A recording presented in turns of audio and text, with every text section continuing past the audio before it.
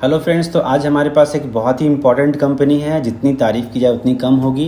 हमने जिससे कंपनी को डिटेल्स में चेक किया एंड चीज़ों को समझा। काफ़ी अच्छी अच्छी चीज़ें हैं यहाँ पे। आज हम लोग उसके बारे में आपको डिस्कशन करेंगे। तो कंपनी हमारे पास जो है आज के डेट में वो कंपनी है transformer and rectifiers India limited. ये कंपनी हमारे पास है और ये बहुत ही आज इन्होंने अपने सेबी को एक्सचेंज बोर्ड में इन्होंने अपना जो है क्वार्टर रिजल्ट को सबमिट किया है। तो हम लोग कुछ डिटेल्स में बातें करेंगे कि कंपनी का क्वार्टर परफॉर्मेंस कैसा है, ओवरऑल कैसा रहा, उसके हम लोग बात करेंगे। तो सबसे पहले अगर हम लोग देखें तो टीआरएल की हम लोग अगर बातें करें तो यहाँ पे सबसे पहले जो है ये ट्रांसफार्मर पे स्पेशली काम करती है, जो कि 8 अप्रैल को इन्होंने अपना रिजल्ट देखा है, अपना सबमिट किया है। तो उस पर हम उसको हम लोग फर्दर डिटेल्स में देखेंगे। अब अगर हम सबसे पहले अगर हम लोग रिजल्ट्स की बातें करें, सबसे पहले तो कॉर्पोरेट स्नैपशॉट्स थोड़ा सा हम लोग देख लेते हैं। तो इसमें बेसिकली इनका कैसा परफॉर्मेंस रहा उस पर हम लोग थोड़ी बातें करेंगे। उसके बाद चीज़ों को हम लोग फिर समझना शुरू करेंगे, ठीक है।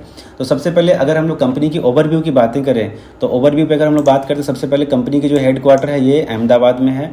और उसके साथ साथ जो है कंपनी की जो अपनी हेडक्वार्टर के साथ साथ इनकी अपनी जो है डिफरेंट अलग मैन्युफैक्चरिंग भी है इनकी। इसके साथ साथ जो है इनके पास अगर पोर्टफोलियो अगर आप बोलो कि यहाँ पे प्रोडक्ट रेंज जो है तो इनके पास जो है करीब 500 मेगावाट से लेकर 1200 मेगावाट क्लास पे भी लोग काम करते हैं। फर्नेस ट्रांसफार्मर पे, रेक्टिफायर डिस्ट्रीब्यूशन और ट्रांसफार्मर्स पे काम करते हैं। स्पेशल टाइप के ट्रांसफार्मर पे काम करते हैं। सीरीज सन ट्रांसफार्मर पे काम करते हैं। मोबाइल सब स्टेशन पे काम करते हैं। अर्थिंग, ठीक है। इन सारी चीज़ें पे इनको B2B मॉडल पे इनको काम करना होता है। इनकी एक्सपोजर जो है करीब 25 कंट्रीज़ में इनके पास जो है एक्सपोजर है। तो ये भी एक इनके साथ एक पॉजिटिव पॉइंट है। अब अगर हम फर्दर बात करें फ्रेंड्स तो यहाँ पे अगर आप देखोगे तो इनके पास जो कुछ क्वार्टर रिजल्ट्स जो आए हैं उसके कुछ उन्होंने हाइलाइट्स यहाँ पे दे रखी है।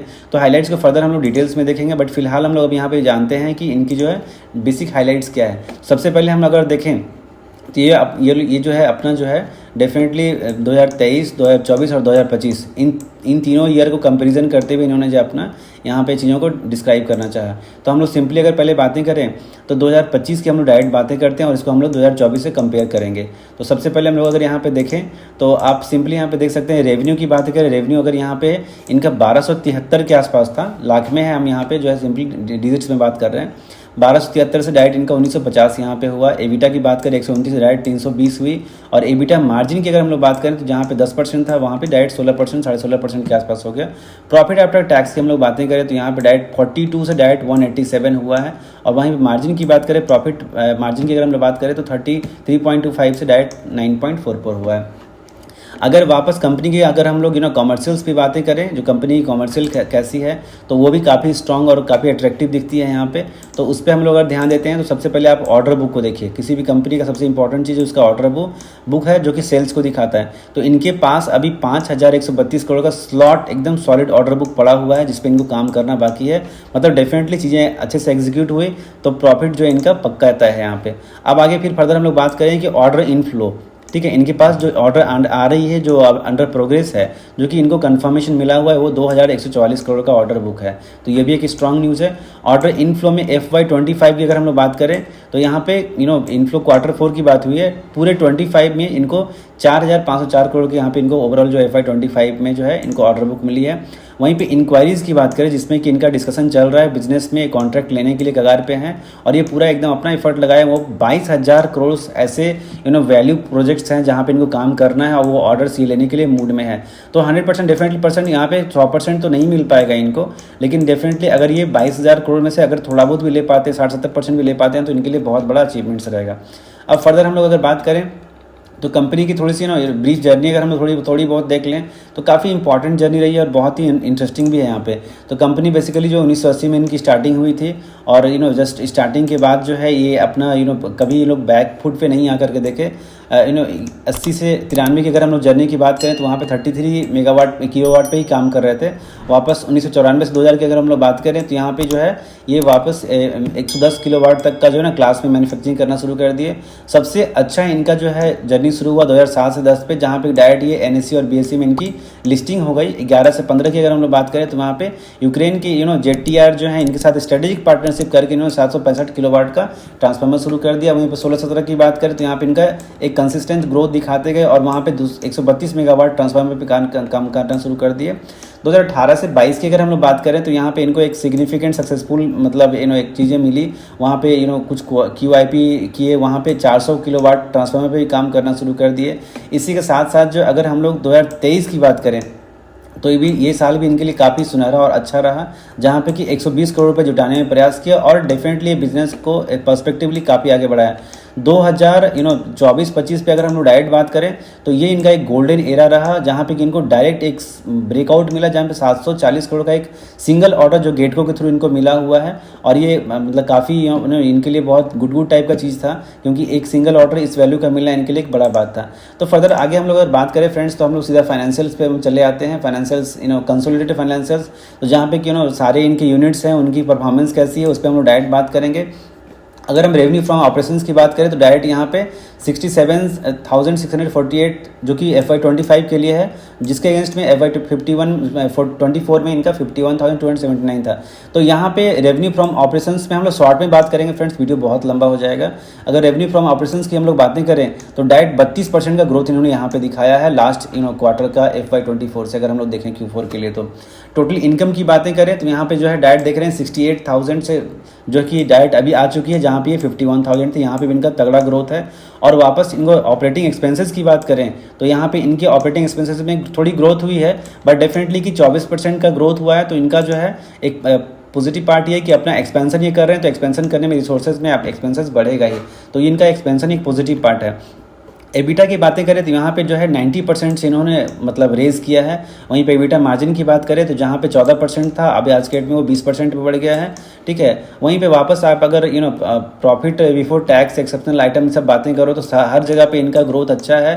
प्रॉफिट बिफोर टैक्स बात करें तो 113% का ग्रोथ मिला है इनको, और प्रॉफिट आफ्टर टैक्स की बात करें तो 125% का सॉलिड ग्रोथ मिला है। फ्रेंड्स कोई मतलब यहाँ पे ना इफ़ और बट करने की बात ही नहीं है, इन्होंने बैक टू बैक जो है एकदम मतलब तगड़ा ग्रोथ दिखाया है यहाँ पे। अब हम लोग आगे बढ़ते हैं और यहाँ पे फिर से ये इसका स्टैंडअलोन परफॉर्मेंस है, बैलेंस शीट है, जहाँ पे कि सब कुछ अच्छा है। बैलेंस शीट में कुछ थोड़ा बहुत हम लोग कवर कर सकते हैं, जहाँ पे कि इनका ना चीज़ों को अगर आप देखोगे तो इक्विटी शेयर्स कैपिटल जो है जो कि FY24 में 14 है और यहाँ पे डायरेक्ट जो है 30 का पहुँचता है। फिक्स्ड एसेट की बात करें तो 121 से वापस 127 पे हो गया। और कैपिटल वर्क इन प्रोग्रेस, मतलब अब capital work in progress direct show करता है कि आपका जो है एक्सपेंशन क्या चल रहा है, आप क्या कैपिटल ऐड कर रहे हो। तो डायरेक्ट यहाँ पे 3.38 से डायरेक्ट 61 पे जा रहे हैं, मतलब इनका विजन ही एक अलग लेवल का है और काफ़ी ट्रेमेंडस वे में काम कर रहे हैं। अब आगे बढ़ते हैं फ्रेंड्स, अगर हम लोग फर्दर आगे बढ़ते हैं तो वहाँ पर देखेंगे हम लोग थोड़ा सा ब्रीफ यहाँ पे केवल हम लोग देखेंगे।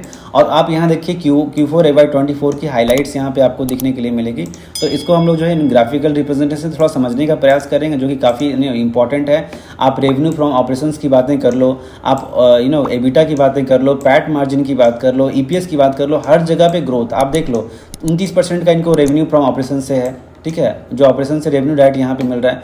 एबिटा में देख लो आप 24 और 25 की बातें कर लो तो आप यहाँ पे 135% का ग्रोथ यहाँ पे दिखा रहा है इन्होंने, ठीक है। आप यहीं पे पैट मार्जिन की बात कर लो तो 3,595 से डायरेक्ट 7,658 पे रुके हैं आकर के, ठीक है। तो हर जगह कहीं पे भी आप जाके देख लो। आप EPS में बात कर लो, अर्निंग पर शेयर 2.5 रुपये की थी, यहाँ पे डायरेक्ट जो है 12 रुपये 70 पैसे की हो गई।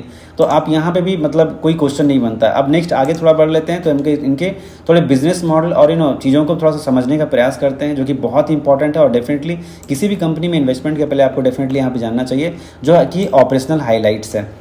ऑपरेशनल हाइलाइट्स इंपॉर्टेंट क्यों है पहले ये जान लेते हैं, क्योंकि आप अभी प्रेजेंटली क्या कर रहे हो ये यहाँ से हम लोग को मालूम चलता है, ठीक है। तो अगर हम लोग देखें तो अनएग्जीक्यूटेड ऑर्डर जिन पे इनको काम करना है वो 5,132 करोड़ का इनके पास ऑर्डर ऑलरेडी पेंडिंग है, जिन पे इनके ऑपरेशंस ऑलरेडी चलेंगे।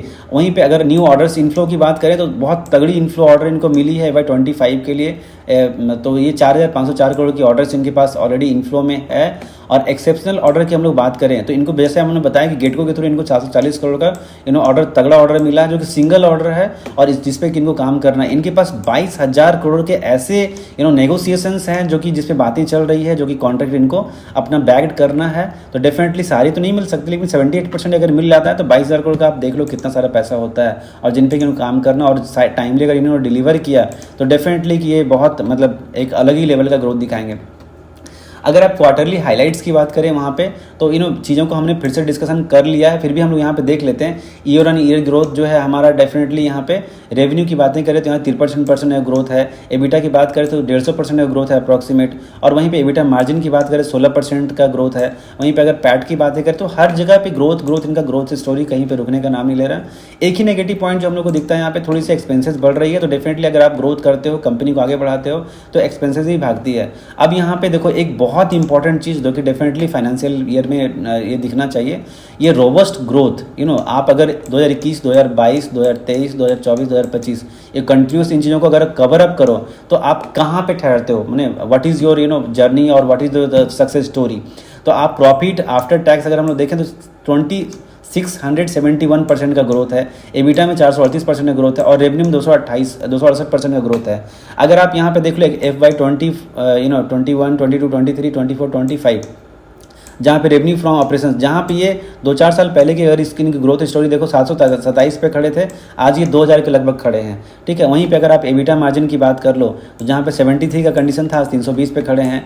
पैट एंड पैट मार्जिन की बात कर लो तो यहाँ पे जहाँ पे कि ये सिंगल डिजिट में नहीं आ पा रहे थे, कैसे कैसे करके सिंगल डिजिट में आए, आज वो डबल डिजिट में खड़े होने के लिए कगार पे बैठे हुए हैं। आप EPS की बात कर लो, EPS में भी ये सिंगल डिजिट में नहीं थे, 0.5, 0.98, आज ये डबल डिजिट में मतलब पैशनेटली खड़े हैं।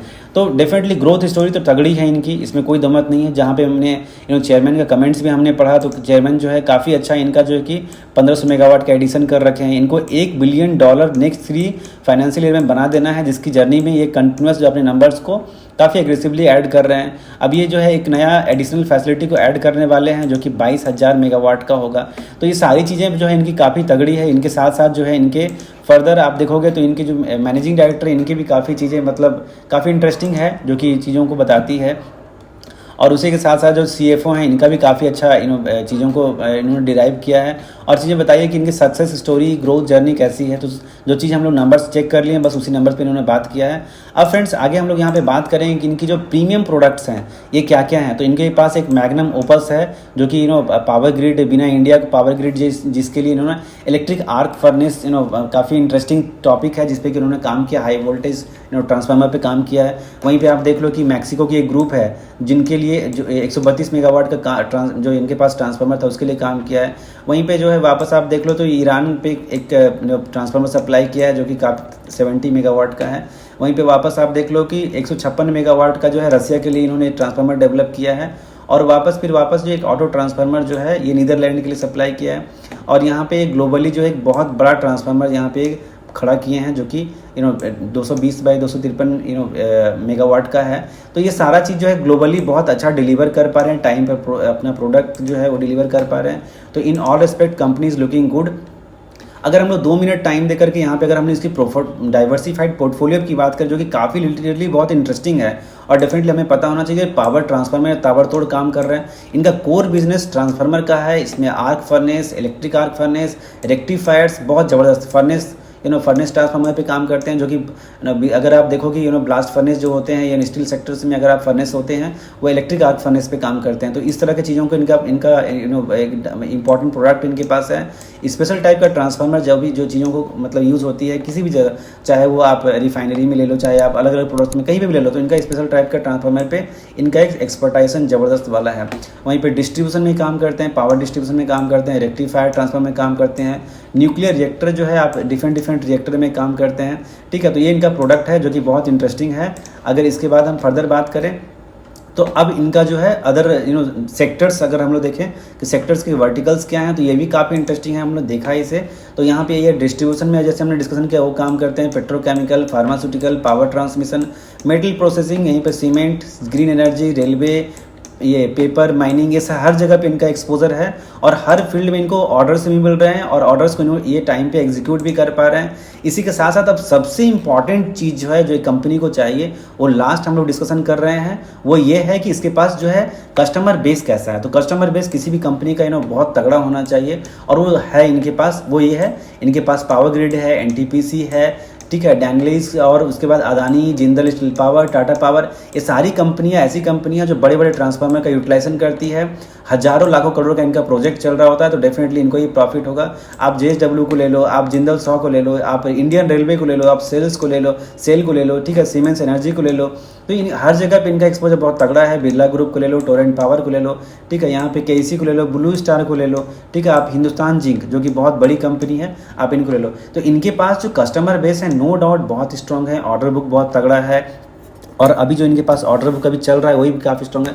तो फ्रेंड्स हम लोग लास्ट में कंक्लूजन पे आएंगे। कंक्लूजन ये है कि अगर आप मतलब इस कंपनी को डिटेल्स में देखें तो फंडामेंटल काफ़ी अच्छे हैं। कंपनी की प्रॉमिसिंग जो QIP प्लान्स है काफ़ी अच्छी है। मैनेजमेंट जो आपको कमिट करती है, they are trying to deliver on their best effort. तो ये सारी चीज़ें एक कंपनी को चलने के लिए मैनेजमेंट का स्ट्रांग होना, मैनेजमेंट का सक्सेसफुल होना बहुत इंपॉर्टेंट होता है, और ये सारी चीज़ें मैनेजमेंट यहाँ पे आज कर पा रही है। तो हम लोग फ्रेंड्स कह सकते हैं कि we can look after for this company, but यहाँ पे रुकना नहीं चाहिए, अपना हमें टेक्निकल सजेशन भी लेना चाहिए। अगर इसके अलावा अगर हम देखें तो इनके फंडामेंटल चार्ट्स कैसे हैं, चार्ट पे रिएक्शन कैसा है, FIDIs की कैसी एंट्रीज है, किस तरह के लोग होल्ड कर रहे हैं, ये सारा चीज़ें भी मतलब मैटर करता है, जिसपे कि हम लोग को फोकस करना चाहिए फ्रेंड्स। तो ये सारा हमारे कंक्लूजन था। डेफिनेटली फ्रेंड्स कि हमने अपना बेस्ट डिलीवर करने का प्रयास किया। कहीं से भी अगर आपको वीडियो अच्छा लगता है तो please like share and subscribe जरूर करें। Thanks for watching.